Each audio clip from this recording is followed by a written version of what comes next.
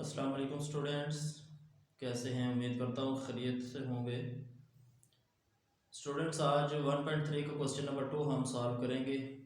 और question number 2 जो है वो वेन अशकाल या वेन डायग्राम जो हैं उनके सिलसिले में है सिर्फ। तो क्वेश्चन नंबर 2 लिखते हैं, copy the following figures.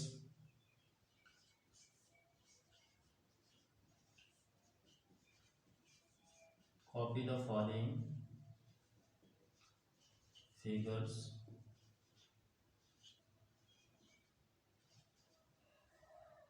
and shared according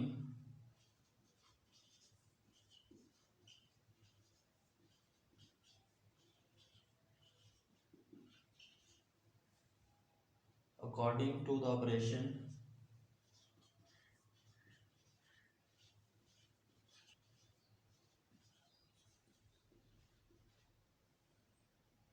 mentioned below.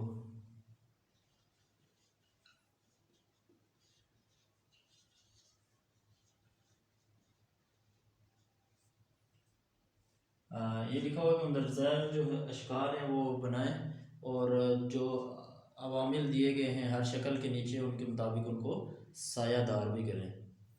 तो जिस तरीके से हमने पिछले क्वेश्चन के अंदर जो है वेन डायग्राम बनाई थी, सेम उसी तरीके से इन्होंने कुछ डायग्राम्स दिए हैं और नीचे उनके अवामिल भी लिख दिए हैं कि इनका यूनियन हो रहा है या इंटरसेक्शन हो रहा है या क्या चीज़ हो रही है।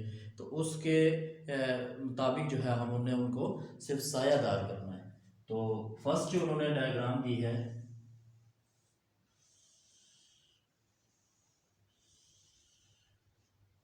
वो दी है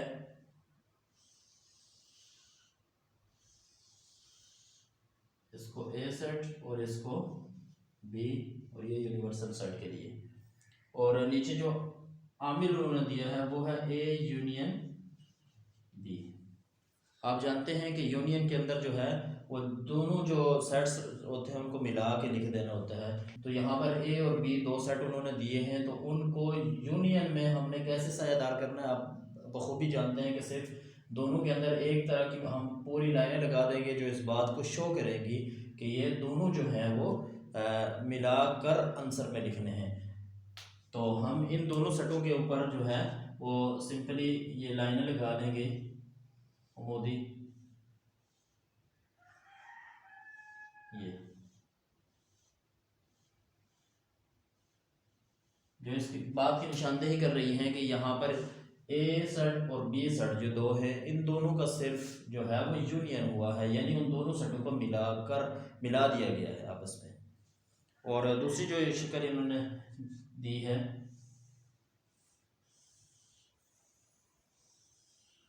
ये यूनिवर्सल सेट है और ये ए सेट है। तो नीचे जो आमिल इन्होंने दिया है वो है यू यूनियन ए, यानी ये यू जो है वो एक सेट हो और ए भी एक सेट हो, तो इन दोनों का आपस में यूनियन हो रहा हो तो हम जाहिर सी बात है कि यू और ए दोनों को जो है वो आपस में मिला देंगे उसके अंदर, तो फिर जाकर इन दोनों का यूनियन निकलेगा।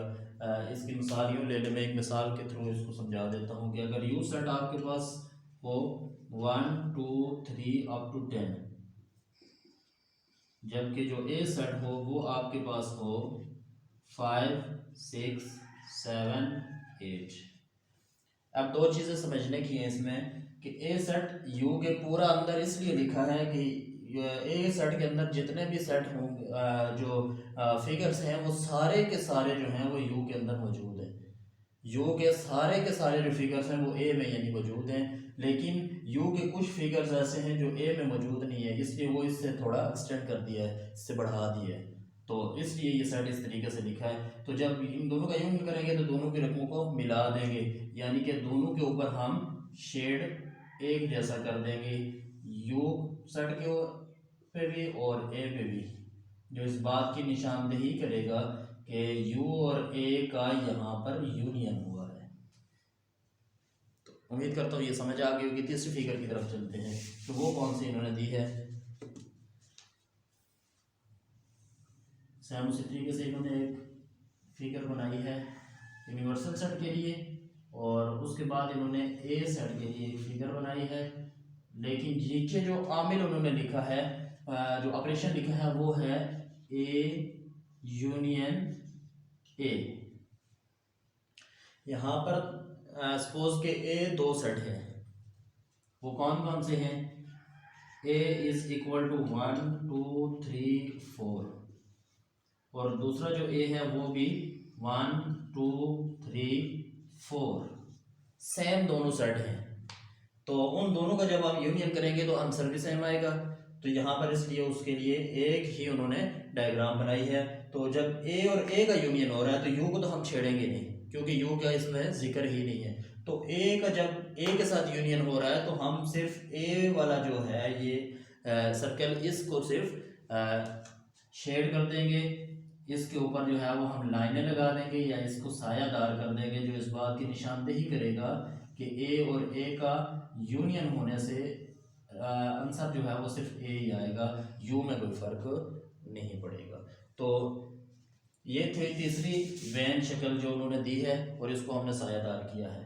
तो इसी तरीके से तीन और उन्होंने शक्लें दी हैं, वो भी हम यहाँ पर बना लेते हैं और उनको भी सायादार कर लेते हैं अवामिल के मुताबिक। ये इन्होंने यूनिवर्सल सेट के लिए दिया है, और उसके बाद इन्होंने एक सर्कल दिया है जो ए सेट है और एक सर्कल दिया है जो बी सेट है। यहाँ पर इन्होंने आमिल जो लिखा है ए इंटरसेक्शन बी, थोड़ा सा समझेंगे तो ये आसानी से वैन शक्ल समझ आ जाएगी। यहाँ पर इंटरसेक्शन सिर्फ इन दो सेटों का हो रहा है, ए सेट और बी सेट का। अब इंटरसेक्शन में आप जानते हैं कि जब दो सेटों का इंटरसेक्शन हो तो वहाँ पर जो है वो दोनों के अंदर जो कॉमन चीज़ें होती हैं सिर्फ वो लिखनी होती हैं। तो इसके लिए मैं एक बार यहाँ मिसाल दे देता हूँ, फिर आपको शायद आसानी से समझ आए। अगर a इक्वल टू हो 1 3 5 7 9 11 यानी ऑड नंबर्स, और b is equal to 1 7 and 11। अब आप समझ सकते हैं इस चीज़ को कि b के अंदर 1 7 11 जो तीन है वो फिगर्स, वो तीनों के तीनों इसके अंदर मौजूद है। तो यानी b पूरे का पूरा a के अंदर मौजूद है।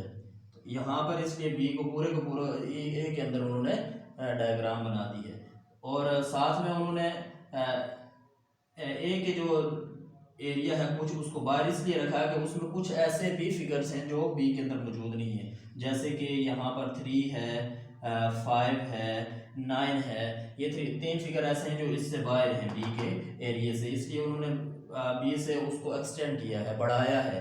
तो यहाँ पर जब इन दोनों का हम इंटरसेक्शन करेंगे तो जाहिर सी बात है बी पूरे का पूरा उसका आंसर आ जाएगा, क्योंकि बी वाले सारे के सारे फिगर ए के अंदर मौजूद हैं। तो यहाँ पर जब इंटरसेक्शन होगा तो उसका आंसर भी 1 7 एंड 11 ही आएगा।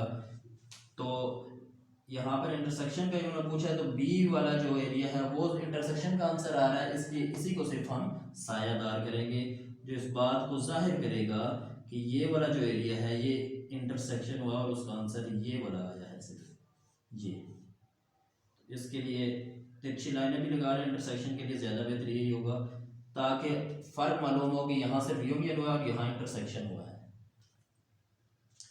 तो अगली डायग्राम, उम्मीद करता हूँ इस मिसाल से आपको इस डायग्राम की अच्छी तरह समझ आ गई होगी। तो अगली जो डायग्राम है वो इसी तरह उन्होंने बनाई है एक यूनिवर्सल सेट के लिए, और उसके बाद उन्होंने एक ए सेट बनाया है यूं, और यहाँ पर उन्होंने लिखा यू इंटरसेक्शन ए, यानी यू एक सेट हो, सपोज कि एक सेट है यू और ए जो है वो एक सेट है, दो सेट हो गए, और इन दोनों का जब आपस में इंटरसेक्शन होगा तो सेम यही वाला मामला है ए और बी वाला। तो जाहिर सी बात है ए पूरा के पूरा उसके अंदर उन्होंने लिखा है, यानी कि इसके जितने भी फिगर्स हैं वो सारे के सारे यू के अंदर मौजूद हैं, यानी ए पूरे का पूरा यू के अंदर मौजूद है। तो हम आंसर में भी ए ही जवाब आएगा, ए वाला जो सेट है वही पूरा आंसर आएगा, इसलिए हम ए को सिर्फ सायादार कर देंगे, जो इस बात की निशानदेही करेगा कि ये इंटरसेक्शन जब हुआ है यू और ए का तो उसका आंसर ये आया है। इसके बाद तीसरी फिगर उन्होंने जो दी है इंटरसेक्शन के सिलसिले में, और इस क्वेश्चन की आखिरी फिगर जो छठी है वो है यहाँ पर यू और ये एक सेट है ए। तो इन्होंने नीचे दिया है जो ए आमिल, वो ए इंटरसेक्शन ए है। सेम ये वाला मामला है, लेकिन वहाँ यूनियन हुआ था, यहाँ इंटरसेक्शन हुआ है।